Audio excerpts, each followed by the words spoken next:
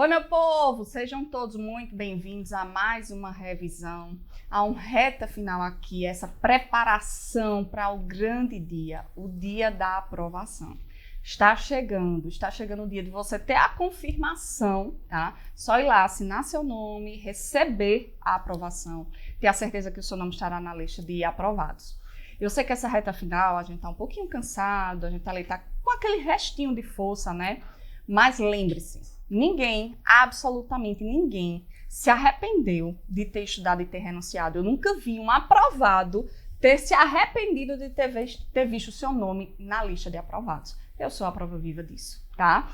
Vamos começar mais uma revisão aqui de constitucional, vamos começar mais uma revisão aqui de estrutura, alguns aspectos que eu queria trazer para você, principalmente na questão de estratégias, de lembrança, para poder chegarmos na peça e para poder chegarmos no conteúdo de direito material, tá bom?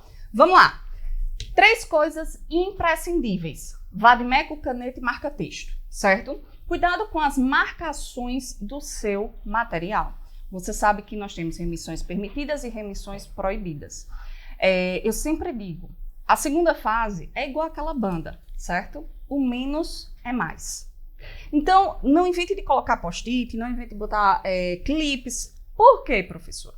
Eu tive uma aluna na minha segunda fase, a última segunda fase, que ela queria encher de clipes. E eu disse a ela, eu não gosto de clipe, eu prefiro que você entenda a sistemática da organização do seu vade-mecum e que você saiba buscar e manejá-lo do que encher ele de clipes e na hora que você chegar, o examinador implicar com você, o fiscal implicar com você.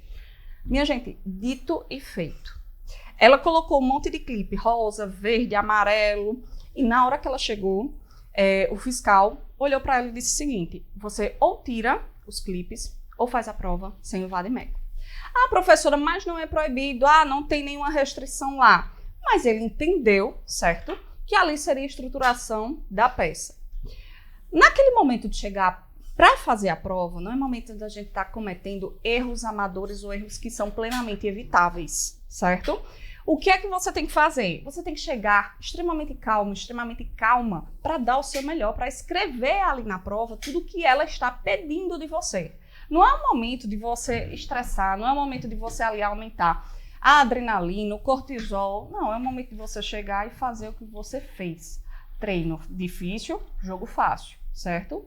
Então, o que é que acontece? Vade-mecum, coloque as remissões que a gente tem lá no nosso curso, nós já temos as aulas gravadas, coloque as remissões, mas evite, certo?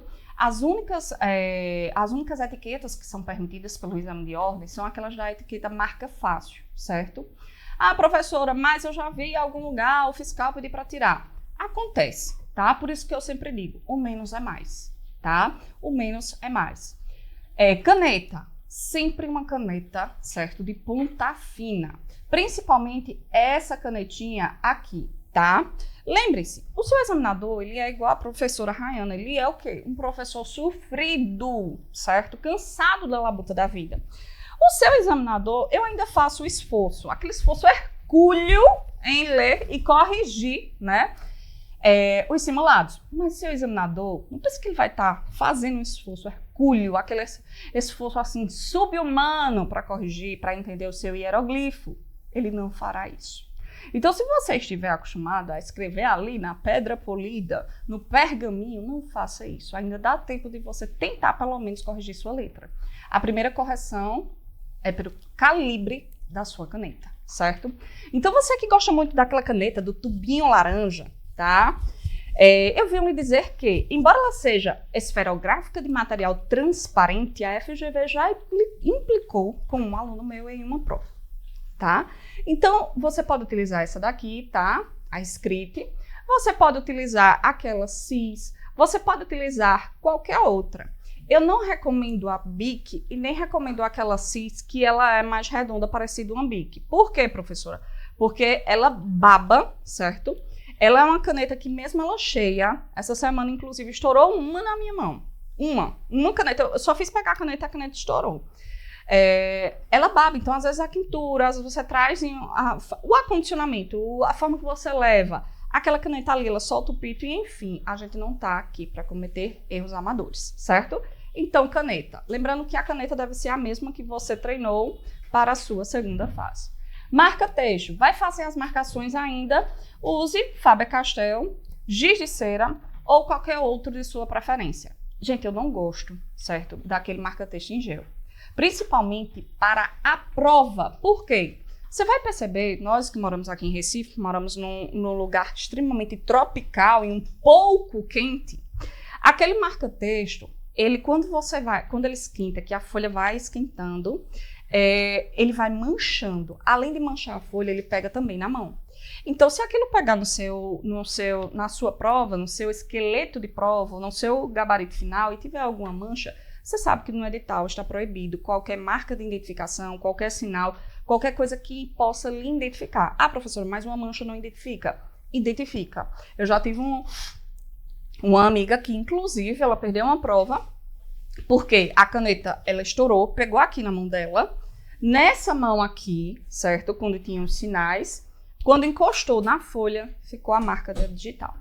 Então, evite, certo? Evite e tenha o maior cuidado possível. Outra coisa também, hora da prova não é o momento de você levar uma feira. Eu tive uma amiga, Ilana, que ela derrubou suco de uva na prova dela da PGE São Paulo. E o que é que acontece? Você não vai poder trocar o gabarito. Você só tem aquela prova, você só tem aquele gabarito, ponto final e tchau. Certo? Então, não leve uma feira para que você fique ali em dúvida se você se concentra na feira. Ali é a hora de você se concentrar na prova, em fazer a sua prova. Certo? Primeira coisa, eu quero que você lembre aqui 2 estratégias. Estratégia de direito material e estratégia de direito processual. Gente, uma observação. Eu estava conversando com um ex-aluno meu essa semana da graduação e ele disse que estava com muita dificuldade de fundamentação. E eu disse a ele o seguinte, qual é a dificuldade em específico? Ele disse, professora, eu não estou conseguindo verificar. Quando eu pego a prova, certo? Qual é o caso concreto? Eu não estou conseguindo verificar de plano qual é a peça. E eu disse a ele, 2 coisas você precisa melhorar. O aporte teórico, ou seja, o conteúdo de direito material, ainda dá tempo de você fazer uma revisão, e o direito processual. O que é que acontece? Todo mundo quer focar nas peças processuais. Todo mundo quer focar ali no esqueleto, na estrutura. No ciclo passado, vocês vão lembrar que eu falei muito de uma aluna. Essa aluna, os simulados dela eram 9,5, 10. Quando ela saiu da prova, ela disse, professora, eu acho que eu fechei a prova. Aí eu digo, eita, vai ser o primeiro 10 na minha segunda fase. Ela disse, só que eu acho que eu errei o nome da peça. E, gente, ela, na hora de escrever o nome da peça, ela não se atentou, escreveu outro nome, tá? E zerou. Errar o nome da peça faz zerar a sua peça. Então, a fundamentação dela estava perfeita. A estruturação estava perfeita, os pedidos estavam perfeitos. Perfeita, a peça estava perfeita, estava 100% no gabarito. O que é que acontece? Ela errou o nome iuris da peça, certo? Então, gente, o que é que a gente precisa ter cuidado? Para não cometer erros, certo? Primeira coisa, você pegou o caso concreto, certo? O que é que você vai fazer? A gestão de tempo dentro da segunda fase é uma das coisas mais importantes que nós temos, tá? Primeiro porque, na minha segunda fase, que foi o 13º exame, ele foi um exame extremamente problemático e eu passei 1 hora para descobrir qual era a peça. Nisso, eu morava em Garanhuns ainda e eu fiz a prova em Caruaru. Minha gente, começou a me dar um desespero porque deu 1 hora de prova e eu não sabia qual era a peça. Nisso eu fiquei, meu Deus, eu olhava para o lado, o povo fazendo o rascunho e eu disse, espera aí, vou me concentrar, vou estar aqui presente e vou realmente descobrir qual é a peça agora. Fui ao banheiro, quando eu voltei, eu respirei fundo e vi. Eu criei uma estratégia, eu sempre tirei nota boa nos simulados, vou lá descobrir qual é. Aí eu li, certo? Fiz a primeira leitura do caso concreto, tá? Depois, eu fiz a leitura das questões. E aí, eu fui pegar a minha própria estratégia, a minha própria metodologia e aplicar. Qual foi, professora? Qual é a sua estratégia? Qual é a sua metodologia? Qual é a sua forma de aplicar, tá? Então, eu voltei para a segunda leitura. Você que é meu aluno sabe que a gente faz a leitura 1, a leitura 2 e a leitura 3. A leitura 1 é aquela de baixar a adrenalina, de você acalmar, ter o contato direto, pegar ali o embalo para poder descobrir qual é a peça. Na leitura 1, a gente não faz estruturação, a gente não faz rascunho, a gente não faz nada, a gente apenas lê, certo? Na leitura 2, o que é que você vai fazer? Você vai pegar aquelas palavras-chave, certo? E foi aqui, minha gente, que a minha tapioca, ela virou, certo? Foi aqui que eu vi, foi aqui que eu vi que a minha estratégia tinha sido a melhor de todas. Quando eu fiz a segunda leitura, já mais calma, já ali mais ciente, dentro dessas palavras-chave eu fui buscar pessoas, certo? Se tinha pessoas. Por que pessoas, professora? Porque essas pessoas, elas são os nossos legitimados, seja ativo, seja passivo, tá? Eu fui procurar se era um direito individual ou se era um direito coletivo, tá? Eu fui olhar ali se tinha alguma regra da administração pública, tipo supremacia do interesse público sobre o privado, se tinha algum direito coletivo, algum direito difuso, certo? E eu busquei entender se aquele caso concreto, ele falava de alguma violação direta à Constituição. Então, eu busquei violação, tá? À Constituição. Nesse contexto, é muito importante a gente lembrar uma coisinha. Sempre que eu tenho as ações, certo? De direito constitucional, não só as ações de controle, mas os remédios, os recursos, seja qual peça for, geralmente você vai ver que existe uma violação do direito individual e coletivo. Naquele conflito ali, eu tenho um direito sendo violado e aquela violação de direito, geralmente, direta ou indiretamente, afeta a Constituição. O que é que eu descubro, professora? Qual é o direito que está sendo violado? Descobrir o direito, eu vou descobrir se tem violação direta à Constituição, direta ou indireta. Por que direta ou indireta? Se tiver violação direta ao conteúdo da Constituição, você vai lembrar da inconstitucionalidade material. E se eu tiver uma violação indireta, por exemplo, a forma, tá? Eu vou ter uma inconstitucionalidade formal, no caso do vício do processo legislativo, certo? Essas são as suas primeiras estratégias, tá? Suas primeiras estratégias para você parar para pensar o que é que está acontecendo naquele caso concreto. A partir disso, certo? Em que você separa qual é o caso concreto, palavras-chave, legitimados, direito individual, coletivo, difuso, violação da Constituição, qual é o direito, se viola direto ou indiretamente, o que é que você vai fazer, certo? Você vai lembrar que eu trabalho muito com grupos. Que grupos, professora? Eu trabalho com grupos de peças processuais para cada vez mais deixar o caminho, certo? Da sua peça ou o caminho do processo constitucional mais claro. Lembre-se sempre, quando nós vamos para algum lugar, quando nós vamos viajar, nós saímos de um ponto de partida e nós nos direcionamos a um ponto de chegada. É a mesma coisa com a linha do tempo processual. É a mesma coisa com essas ações que visam resguardar direitos no direito constitucional. E aí eu chamo sua atenção, tá? O que é que acontece? Aqui a gente tem pura e simplesmente o direito processual civil constitucional. Essa história de você querer decorar esqueleto, essa história de você querer decorar estrutura sem entender o raciocínio, é o que hoje está gerando, no momento que você vai para as peças processuais, as maiores dúvidas. Quando eu fiz essa leitura 2 da peça e eu fui ali olhar o contexto, eu olhei o seguinte: eu já tenho uma petição inicial. Se eu já tiver eu já tenho uma decisão. Se eu já tenho uma decisão, essa decisão ela é temporária ou ela é uma decisão definitiva? Eu já tenho uma crise de incerteza resolvida, porque a petição inicial ela busca ali sanar o conflito, uma incerteza, tá? Por meio de uma ação judicial. Então, se eu tenho um mandado de injunção, eu busco o quê? Através de uma norma regulamentadora, resguardar uma omissão, aquela doencinha que a gente chama síndrome da inefetividade das normas constitucionais. Quando eu tenho um mandado de segurança, eu tenho o quê? Direito líquido e certo não amparado por habeas corpus ou habeas data.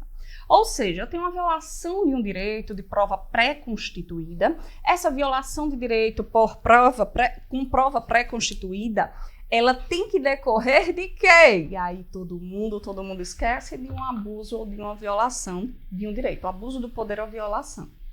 Lembre-se que eu tenho a pessoa jurídica e a notificação da autoridade coatora, tá? Nesse mandado de segurança, o que é que eu tenho? Eu não vou produzir prova.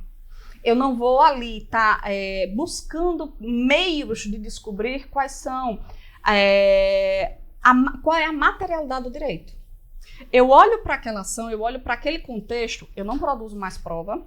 É uma matéria de direito, não é uma matéria que eu preciso fazer uma produção, e tudo ali está junto e reunido no momento em que eu vou pleitear o conflito de incerteza. Então, o mandado de segurança, diferente da ação do procedimento comum, antiga ação ordinária, em que lá na ação do procedimento comum você tem o quê? A dilação probatória, você tem o despacho saneador para intimar as partes para produzir, chama as partes para produzir as provas. Lembrando que na petição inicial você já tem que indicar quais são as provas que pretende produzir, porque não vai ter outro momento, outro contexto. Mas se você precisar, por exemplo, de uma perícia, se você precisar, por exemplo, de um laudo, se você precisar, por exemplo, ali avaliar no caso concreto se aquela pessoa tem ou não direito líquido e certo. Diferentemente quando eu tenho direito líquido e certo, não amparado por habeas corpus ou habeas data, mas eu não tenho a informação, eu não tenho a prova está retida na administração pública. Você pode impetrar, lembre-se do verbo correto, impetrar não é propor, é impetrar. Propor são por as ações. Você pode impetrar um mandado de segurança e informar que não juntou a prova pré-constituída em decorrência de quê? Chefe bagunçando minha aula, tá vendo? Mas é o próprio chefe, não vou reclamar com ele não. Depois eu peço um Pix. Ele vai dizer ali, tudo seu vai pedir um Pix, depois eu peço um Pix. Então o que é que acontece? Se a informação, se o conteúdo, se a prova estiver com a administração pública, eu posso impetrar a ação, informar e requerer que a administração pública colacione aos autos, certo? Junte a prova. Eu não tive acesso àquela prova em decorrência de quê? De uma recusa administrativa. Então, minha gente, eu tenho que levar em consideração, já tem algum dano, é uma petição inicial, é um contexto introdutório, eu tenho uma decisão, seja temporária, na questão da tutela, e aí eu tenho 293 e seguintes do CPC, que aí vocês precisam sim ler, ou eu tenho uma decisão definitiva. Decisão definitiva eu chamo a atenção, ela pode ser uma sentença ou ela pode ser um acórdão. E aí, gente, qual é o contexto, tá? Eu vou lembrar a vocês que a sentença ela põe fim à fase de conhecimento ali no primeiro grau e o acórdão, ele não é necessariamente de uma ação originária do primeiro grau, ela pode começar já no segundo grau, mas ela põe fim ali a algo que já está em um patamar maior. Aqui eu quero que você tenha cuidado com a questão do foro por prerrogativa de função, certo?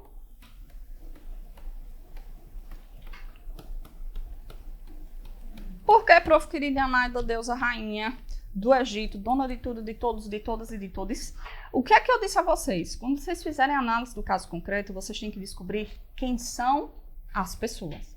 Essas pessoas são nada mais, nada menos do que os legitimados. Seja legitimados ativos e legitimados passivos. Só que aqui, se eu tiver um foro por prerrogativa de função, a competência, ela muda, certo? Então, eu tenho ações que são protocoladas diretamente no STJ, eu tenho ações que são protocoladas diretamente no STF, e aí eu preciso ter cuidado com isso. Quando eu falo de direito material e quando eu falo de direito processual, Você vai lembrar que o direito material é o conteúdo propriamente dito, é aquilo que a gente estuda para a primeira fase, certo? É o recheio do bolo, é aquele bolo de chocolate caindo assim, um bolo vulcão de recheio. Nunca mais o nosso setor financeiro trouxe para a gente, e agora que ele está super magro, slim e fitness, ele não trouxe mais nada, nenhum bolinho, nada não. Vamos continuar assim, né? Magros e magros. Não trouxe mais um bolinho vulcão lá perto da casa dele. Eita, chega, salivei. E o direito processual é o quê? É a estrutura, certo? É ali a roupagem da sua peça. Nesse contexto, o que é que eu quero que vocês tenham cuidado? Olha aqui, ó. Quem não chora, que não ganha. Olha aqui, ó. Menino treloso quer comer biscoito. Biscoito treloso, só Vitarella tem. Morango, chocolate, doce de leite. Limão. Limão, laranja. Como é, Francisco Roberto, o restante? Limão, laranja e creme. Isso era porque eu tinha uma tia que ela era dona da Vitarella. Ela foi um tempo dona da Vitarella. Aí eu passei um tempo só comendo esse biscoito, então eu cantava muito isso. E ganhei um biscoito. Tá vendo? Vamos agora biscoitar. Vou deixar aqui para comer daqui a pouco. Viu? Não venha pagar de volta não, Júlio. Muito obrigada. Tá vendo? Do mesmo jeito é a FGV. Se você não pedir, se você não clamar, se você não levar o direito material e processual, a FGV não vai chegar e te dar um biscoitinho de chocolate, não. Por quê, professora? Porque o biscoitinho de chocolate só acontece na melhor segunda fase do mundo, que é o quê? Direito constitucional. Eu chego a salivei agora olhando para o biscoitinho. Faz uns 30 anos que eu não como biscoitinho, agora eu vou comer ele todinho, mas eu estou aqui com o meu copinho de coca, porque equilíbrio é tudo, né? Então vamos lá, direito material e direito processual. Direito material, propriamente dito, o conteúdo da sua peça. Direito processual, a estrutura. Você vai ver, você vai verificar que cada peça, eu até achar ela aqui, deixa eu ver se eu coloquei nessa. Cada grupo de peça desses, e cada peça especificadamente, eu vou ter uma estratégia. Então, o que é que eu vou analisar, certo? Você fez aquele briefing inicial, introdutório. Eu estou viciada nessa palavra briefing, tudo meu é briefing. Vou fazer um briefing de não sei o quê, vou fazer não sei o quê. Não sei por que eu peguei isso. Enfim, o que é que acontece? Você fez aquele resuminho, você vai olhar para o caso concreto e vai ver o quê? Você vai ver se faz parte do grupo 1, você vai ver se faz parte do grupo 2, você vai ver se faz parte do grupo 3. Então, eu tenho os remédios constitucionais, certo? Eu tenho as ações de controle concentrado de constitucionalidade e eu tenho os recursos. Minha gente, isso aqui, esse olhar para esse grupo aqui faz toda a diferença, certo? Por quê, professora? Se não tiver aqui em nada, ou vai ser uma reclamação, certo? Pode ser um embargo de declaração, pode ser um recurso do CPC, certo? Apelação, embargos, tá? Ou vai ser uma dessas peças aqui junto com reclamação. Então você aí já vai ter a estrutura, você já passou pelo nosso curso, você já passou ali por toda aquela estratégia, você vai analisar. Esse caso concreto que eu estou verificando, ele trata de um direito líquido e certo não amparado por habeas corpus ou habeas data, ou seja, aquele direito, seja um direito individual ou coletivo, eu estou em um caso concreto, e aqui é o pulo do gato, eu estou em um caso concreto pedindo alguma coisa para mim. Esse aqui é Francisco Roberto. Francisco Roberto agora está careca. Esse aqui é Francisco Roberto, de balaclava. Fiz uns olhos e uma boca aqui, mas ele está de balaclava. Francisco Roberto. O que é que acontece? Francisco Roberto vai olhar para aquele caso concreto e vai verificar. Eu estou pedindo alguma coisa a alguém? Eu estou representando alguém, pedindo uma coisa para ela? Eu tenho aqui partes, pedido e causa de pedir? Eu tenho uma estruturação de alguém que quer alguma coisa para ela, algo subjetivo? Se eu tiver alguma coisa pedindo para mim ou para alguém, eu já vou ter um cuidado com essas ações. Por quê, professor? Quando eu falo dessas ações do controle concentrado de constitucionalidade, eu tenho ADI, ação direta de inconstitucionalidade, ADC, ação declaratória de constitucionalidade. E, minha gente, não errem. Não troquem o nome, certo? Não troquem. Ah, professora, a questão da fungibilidade recursal, ações ambivalentes. Presta atenção. A gente não está fazendo a prova pensando em recurso, não. A gente está pensando em fazer a prova para se livrar dela. E não em eventuais recursos. Então, no mínimo que você tem que fazer é ler o nome da peça que você está com o código na mão, certo? ADI, ADC, ação direta de constitucionalidade, ação declaratória de constitucionalidade. Não erre o nome iuris da peça, tá? ADO e ADPF. Ação direta ação de descumprimento de preceitos fundamentais. O que é que eu vou levar em consideração? Essas ações do controle concentrado, elas são fruto de quê? De um processo objetivo.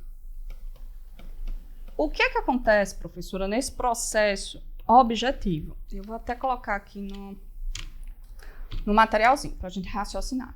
O que é que eu levo em consideração? Nos remédios constitucionais, eu tenho o quê, professora? Eu tenho um direito subjetivo. Eu tenho que, no processo, a parte, o legitimado ativo vai ser aquela pessoa, aquela própria pessoa que está pleiteando a violação de um direito.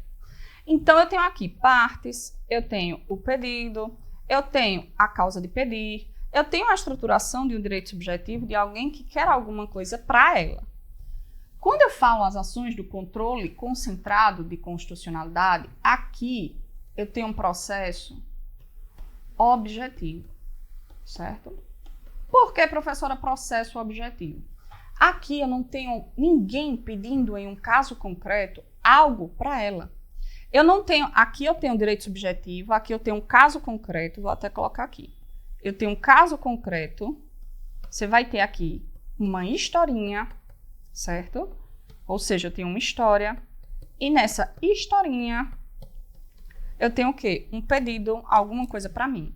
Eu quero acesso de um dado, eu quero resguardar um direito líquido certo, eu quero que a minha liberdade de locomoção seja restabelecida ou evite-se que ela seja cesseada. Quando eu falo do controle concentrado, eu tenho um processo objetivo. Por quê? Primeiro, aqui eu não tenho partes. Tem sim, professora, partes. Eu lembro que no artigo 103 da Constituição tem as partes. Não, pequeno gafanhoto. Aqui eu tenho o quê? Um rol de legitimados. Ou seja, são pessoas estabelecidas pela Constituição que podem propor, que podem iniciar o controle concentrado de constitucionalidade.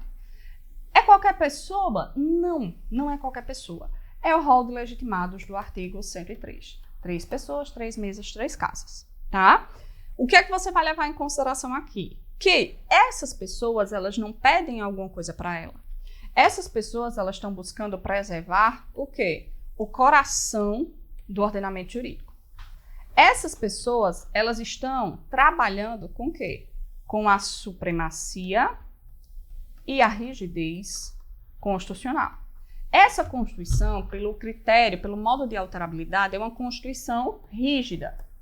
Ou seja, ela só pode ser alterada pelo processo legislativo mais dificultoso. Qual é ele? Emenda constitucional.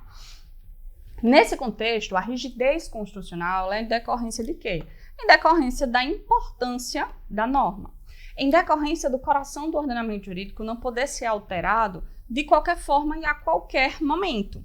Então, o que é que eu preciso, professora? Eu preciso que você entenda que quanto à alterabilidade, isso cai bastante, essa Constituição ela é considerada uma Constituição rígida, tá? Essa Constituição rígida é em decorrência de quê? Da alteração por um processo legislativo dificultoso, emenda constitucional, fruto da supremacia constitucional.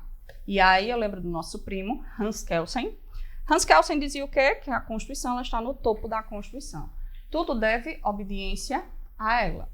Então, todas as normas que foram editadas, que forem abaixo da Constituição, elas devem o quê? Elas devem ali respeitar a Constituição. Nesse contexto aqui, eu vou lembrar que eu tenho 2 violações. E você, tenho certeza disso, você já fez essa análise quando você leu o caso concreto. Você viu o quê? A matéria, certo? Você olhou se a matéria ali, se tinha uma lei violando o conteúdo da Constituição, ou se tinha uma lei violando a forma da Constituição. Ou seja, o processo legislativo. Ou uma regra de competência, por exemplo. Certo? Então, o que é que eu levo em consideração aqui? Será que eu tenho uma lei e essa lei está contrariando o coração do ordenamento jurídico? E aí, eu vou levar em consideração o quê? Um marco extremamente importante. Quando a Constituição ela foi publicada em 5 de outubro. Quem fez o hieróglifo foi a professora agora. 5/10/1988, uma belíssima quarta-feira às 16 horas. Nesse contexto, o que é que eu tenho aqui, professora? Que a partir dali, essa Constituição, fruto do poder constituinte originário, ela fez nascer uma nova carta no ordenamento jurídico. Essa carta, ela rompeu com os paradigmas da carta o quê? Da carta anterior. Então, o poder constituinte originário, ele é inicial, autônomo, ilimitado, e ele se torna um marco em que, a partir dali, todas as leis que forem contrárias à Constituição, elas vão ser analisadas à luz do parâmetro sobre o qual elas foram alteradas. Eu vou pedir para aumentar um pouquinho aí esse ar. Tô me acabando aqui de calor. Estão deixando a professora na menopausa precoce. Isso é coisa de Leandro. Isso é coisa de Leandro, fazer ela torrar. A gente tá ali, ó, fazendo assim, a gente tá igual. A gente nem combina e sempre estamos com o mesmo tom de roupa. Pessoa elegante é outra coisa. Então, vamos lá. O que é que eu vou levar em consideração? O marco, poder constituinte originário. Poder constituinte originário, a partir de 88, 5 de outubro de 88, todas as normas que forem editadas, elas devem obediência ao quê? À Constituição. E aí vem a prova de quem? Vem a prova dessa que vos fala. Veio o meu exame, a minha segunda fase. Lá na segunda fase, por que eu demorei tanto a entender do que se tratava? Minha gente, me deu um desespero. Eu fiquei na dúvida se era mandado de segurança, se era ADI, se era ADPF. Assim que eu li, me veio na cabeça a certeza que era uma ADI, certo? Depois eu comecei a colocar coisas na minha cabeça, fonte e vozes da minha cabeça, certo? Eu comecei a arrumar o quê? Cabelo em ovo. Problema onde não existia. Estava claro que era uma ADI. A prova, ela gritava, ela falava em inconstitucionalidade da lei. A prova, ela falava em supremacia, ela falava em rigidez constitucional. E aí, gente, só tem um mísero detalhe, certo? Qual é, professora?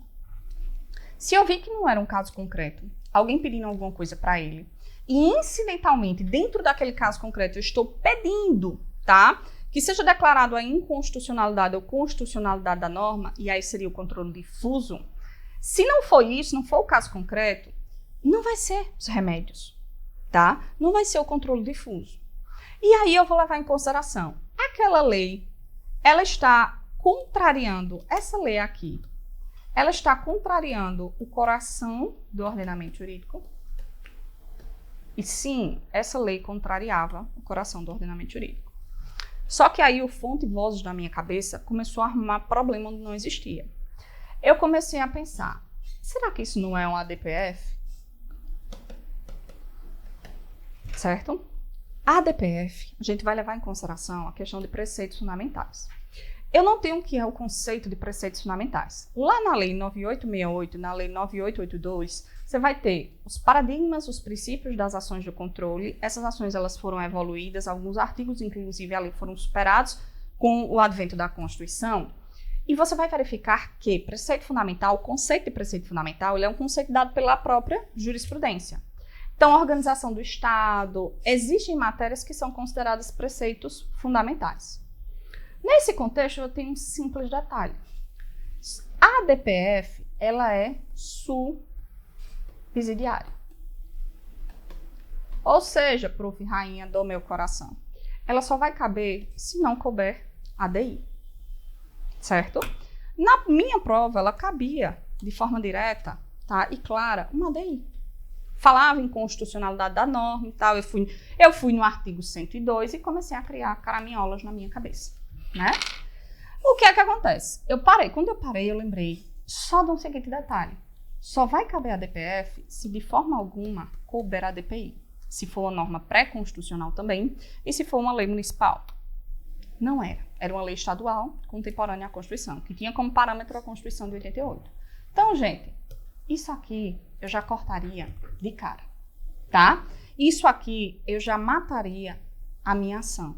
E eu ia descobrir de forma tranquila que era uma ADI. Eu não ia precisar desse desespero, eu não ia precisar desse desgaste como eu tive. Então, às vezes a gente está ali numa pressão pré-prova em que nós vamos ali numa expectativa tão grande que a gente para de ver o óbvio, certo? Então, descobriu, analisou esse grupo aqui, certo? E descobriu que é uma ADI, uma ADC, uma ADO, ou uma ADPF, você vai fazer o quê? Você vai eliminar o grupo 1 e eliminar o grupo 3. E aqui eu vou te trazer uma observação muito importante, certo?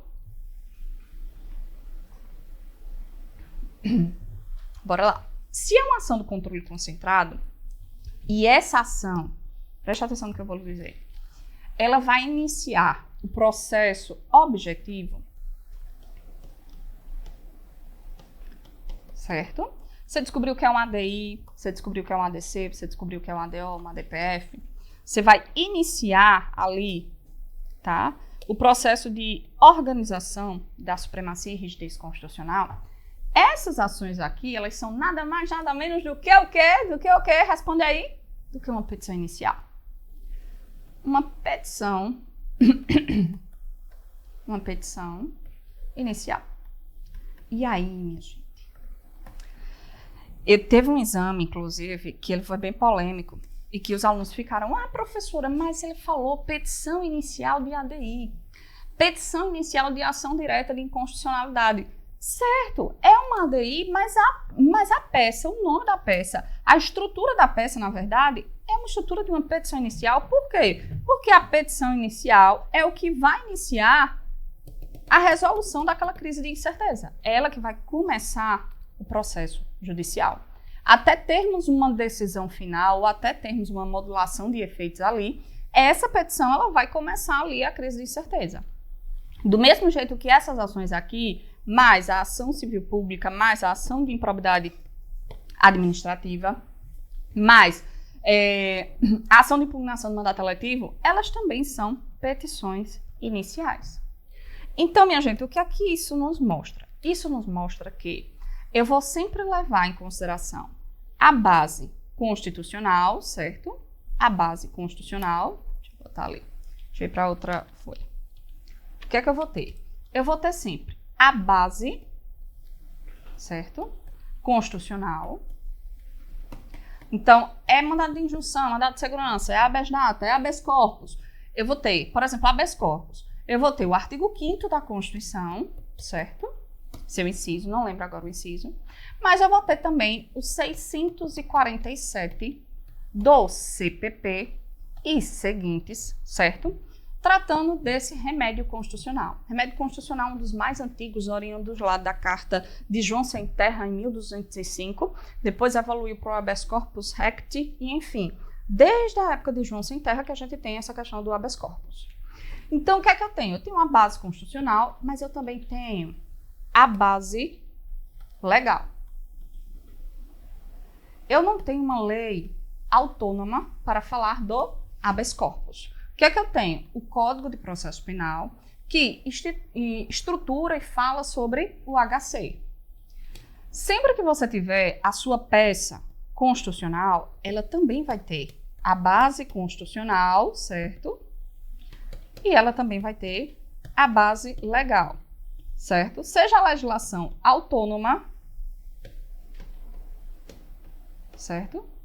Como, por exemplo, a lei do habeas data, a lei do mandado de segurança, a lei do mandado de injunção, a lei da ação popular, a lei da ação civil pública. Ela vai ter também a estruturação de que, professora? Do Código de Processo Civil 2015. Não fala em novo CPC, certo? Porque se é 2015 e nós estamos em 2026, não é mais novo, né? A única pessoa nova aqui seria eu, neste caso. Mas se é 2015, Léo está aqui dizendo que não. Sabia que ele ia dizer isso, por isso que eu falei. Se é de 2015, não é novo CPC. Minha gente, parem de ser atécnicos. Vamos entregar para a FGV, para a banca, a tecnicidade que ela requer, tá? Então, o que é que eu tenho no CPC? E aí, você precisa lembrar, certo? Eu tenho o artigo 319, os requisitos da petição inicial, eu tenho 320 e eu tenho 321 do CPC. Gente, não esqueçam desse artigo. Não esqueçam, pelo amor de Deus, Jorge e Matheus, não esqueçam desses 3 artigos. Por quê? Vocês às vezes focam na legislação autônoma e esquecem que a regulamentação da petição inicial, emenda a petição inicial, os requisitos da emenda e a estruturação já está no CPC. E o espelho da FGV vai cobrar esses artigos, certo? Então você precisa ter cuidado, por quê? Se eu estou falando de um processo judicial para resolver uma crise de incerteza e a petição inicial é que vai iniciar ali o processo, é que vai ali pelo acesso à justiça, pelas ondas renovatórias de Capelletti, começar esse acesso, eu tenho que ter a ideia da estruturação da petição inicial na cabeça. E aí, eu vejo muitos os alunos esquecendo pura e simplesmente disso aqui. Pura e simplesmente de quê, professora? Da petição inicial, da estruturação do procedimento comum. Então, prometa para mim, deixa eu até ir para outro slide aqui, que no outro slide eu coloquei, prometa para mim que você vai olhar para essa linha do tempo, print aí. Você que está aí, vou até botar meu RFzinho aqui para o povo printar, mas fazer remissão, vou botar aqui embaixo. Fazer remissão. O que é que eu quero que você leve em consideração? Que o direito constitucional, ele é um direito processual civil constitucional, eu tenho uma linha do tempo do processo, então o processo ele não segue a meu bel prazer. O processo ele tem o que, professora? Ele tem etapas, isso mesmo. Então, para iniciar essa crise de incerteza, eu tenho uma petição inicial e eu tenho os requisitos da petição inicial. Se os requisitos da petição inicial, eles não estiverem presentes no momento da distribuição do registro, em que o magistrado for fazer a admissibilidade dessa petição inicial, ele pode fazer o quê? Decidir pela improcedência liminar, certo? Ou ele pode ali mandar emendar essa petição. Ele verifica que ali eu tenho um remendo a fazer, né? Eu tenho uma coisa para corrigir, ele pode mandar fazer a emenda. E aí respeito o 320 e o 321 do CPC. Após eu tenho citação, audiência de mediação e conciliação, contestação, que é também uma peça autônoma que pode cair na sua segunda fase, mas não é comum, certo? As petições iniciais, as ações ali que começam, elas são mais utilizadas, contrarrazões, providências preliminares, e essas providências preliminares aqui, mais a produção de provas, eu preciso ter cuidado porque no mandado de segurança, por exemplo, eu não tenho produção de provas. Eu tenho o quê? Eu tenho, às vezes, ali uma improcedência liminar, que na prática muitos magistrados utilizam 332, embora ele não esteja na lei de mandado de segurança, ou eu tenho ali uma sentença já denegando a segurança daquele mandado. Então, eu vou levar em consideração qual é o momento processual que eu estou, em que pé as coisas estão. Já dá para julgar? Não dá para julgar? Já dá para decidir aquela crise de incerteza? Eu decido aquela crise de incerteza colocando fim ao processo ou eu decido sem colocar o fim? Eu coloco o fim, mas eu decido mérito ou eu decido sem mérito? E aí eu tenho sentença sem resolução de mérito e eu tenho sentença com resolução de mérito. A partir disso, a partir de uma sentença de primeiro grau, em que eu vou ter ali o magistrado decidindo no processo de conhecimento, sem foro prerrogativa, sem privilégios para que essa ação comece no segundo grau, eu tenho a questão dos recursos. E aí, você vai lembrar que você tem os recursos no CPC e eu tenho os recursos na Constituição. E aí, gente, os recursos, seja especial, seja extraordinário, eles gritam. O caso concreto, a FGV, ela grita quando ela quer esses recursos. Quando for recurso do CPC, você vai olhar para o rol, que é um rol exaustivo ali, e você vai verificar, está no CPC? Se estiver no CPC, provavelmente não vai ser um extraordinário ou um especial. Se tiver na Constituição, aí você vai ter que dominar o 102, o 105 e o 109 da sua Constituição. E são essas regras de competência que eu estou vendo vocês com muita dificuldade. Tem muito aluno dizendo assim, professora, eu não quero que caia recurso. Eu também não quero que caia recurso. Eu queria que caísse uma ação civil pública, uma ação popular, né, já que esse ano é um ano eleitoral. teremos ano eleitoral, teremos Copa, né? Falar em Copa, cuidado com a parte de desporto, cultura, certo? A parte final da Constituição, que a FGV vem cobrando bastante. Então, a depender do contexto, você vai verificar ali se cabe um recurso. Se você ainda está insatisfeito com aquela decisão. Se o processo ele vai começar, tá? Ainda petição inicial. Se já tem algo a decidir, recurso. Se já passou essa linha do tempo, você vai olhar qual é o contexto. Eu tenho violação de uma decisão? Qual é o contexto ali? Qual é o tema ali que eu preciso analisar? Já transitou em julgado? Se transitou em julgado, em tese, não cabe mais recurso, certo? E aí, gente, o que é que você vai levar em consideração? A estrutura da petição inicial, lá no 319 do CPC. O próprio 319 traz endereçamento, qualificação, resumo dos fatos, fundamentação, pedidos e o encerramento da sua peça. Lembrando, eu tenho petição inicial, certo? Mas eu tenho a legislação de que, professora? Daquela ação em específico. Então, eu tenho a lei do habeas corpus, eu tenho a lei do habeas data. Lá no habeas data, você sabe que a gente tem uma questão específica na petição, tá? Que a gente vai revisar esses pontos estratégicos na próxima aula. Mas eu preciso ver, primeiro ponto, essa estrutura aqui do CPC. Olhei para essa estrutura do CPC, eu vou lembrar de endereçamento, qualificação, print até aí, tá? Fatos e fundamentos, aqui você não precisa se estender. Pedidos, valor da causa, produção de provas e audiência, certo? Ok, professora. A lei do habeas data, por exemplo, eu tenho 319 mais a lei 9.507, o artigo 8º, certo? Então, sempre eu tenho petição inicial mais a legislação específica. Na ação popular, eu tenho 319 e a lei 4717. Aqui, gente, eu trouxe, inclusive, esse materialzinho para vocês e eu queria que vocês tivessem cuidado com essa questão do endereçamento, certo? Porque eu vejo tanta gente perdendo ponto aqui, tá? Por quê, professor? Porque você precisa levar em consideração o que é que está acontecendo, qual é o contexto. Está falando de quê, professor? Aqui. Então, eu tenho aqui a questão do endereçamento. Quando eu fiz as partes, o pedido, a causa do pedido, quando eu descobri as pessoas, certo? Eu descobri, por acaso, se tem foro por prerrogativa de função. Eu descobri se é para a vara de fazenda pública. Eu descobri se é para a vara civil. E aí, professora, eu tenho uma questão do juízo, certo?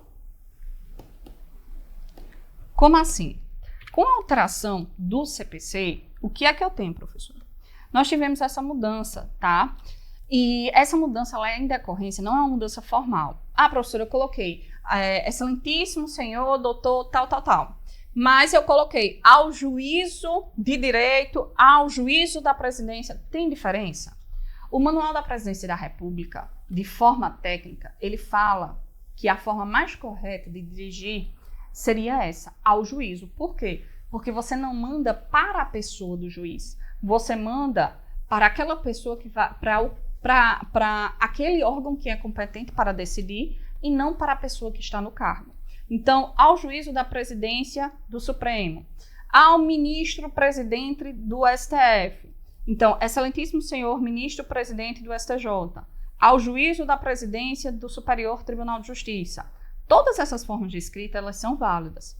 Excelentíssimo senhor doutor juiz federal da Vara Federal da Seção Judiciária do Estado. Isso aqui você só coloca se o seu caso concreto lhe der. Ao juízo da Vara Federal da Seção Judiciária do Estado de excelentíssimo senhor doutor juiz de direito da vara tal da comarca tal. Você só coloca vara civil, vara da fazenda, se o caso concreto lhe fornecer. Se não fornecer, você vai colocar a vara. Por quê? Porque você não sabe. Ah, professora, porque no Código Judiciário de Pernambuco ele diz isso. Mas você sabe que não pode inventar fatos. Então, o menos sempre é mais. Se a banca não lhe deu, não vá fazer presunção benéfica. Por quê? Porque inventar fatos pode fazer com que você identifique a sua peça. Eu não gosto de resumir, tá? Dessa forma. Eu prefiro escrever por extenso e deixar ali o cabeçalho bem completinho, tá? Eu prefiro escrever por extenso mesmo, para deixar ali confortável ao meu examinador. Até porque ele vai bater o olho aqui e ele vai procurar o primeiro defeito.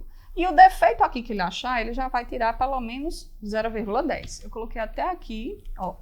Endereçamento, 0,10. A petição deve ser encaminhada ao ministro-presidente do Supremo.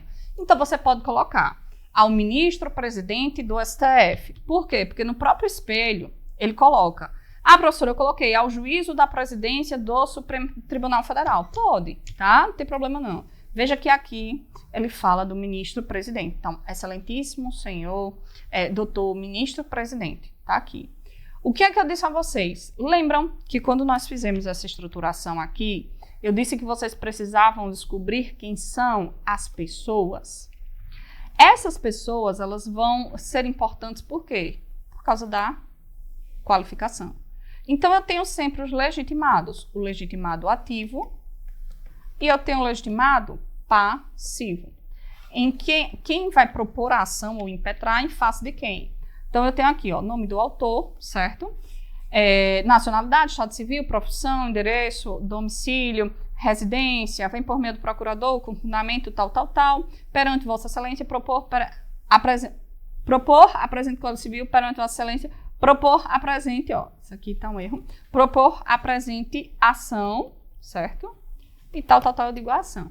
Vejam que aqui eu achei um errinho quando eu estava fazendo, eu até deixei aqui, deixa eu só passar um marca-texto menorzinho aqui.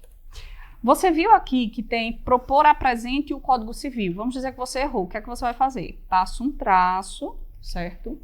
Evite erros assim grandes. É recomendado que a gente passe só um tracinho quando a gente errar uma palavra. Você precisa ter atenção, principalmente na sua escrita, tá? No seu hieroglifo. Então, todas as vezes que você vem e corta isso aqui, você está cortando a estética da sua peça. Você vai perder ponto. Então, o que é que eu tenho, professora? Eu posso pintar? Eu posso fazer assim? Não. O que é que você vai fazer? Errou, passa um traço. Errou, passa um tracinho, certo? E você continua escrevendo do lado. Evite, ó, aqui, ó, eletrônico, achou errado, achou um sinal errado, você grifa e coloca. Evite colocar dados que você esteja presumindo. Evite colocar estruturas e estratégias que você esteja achando que tem lá, tá?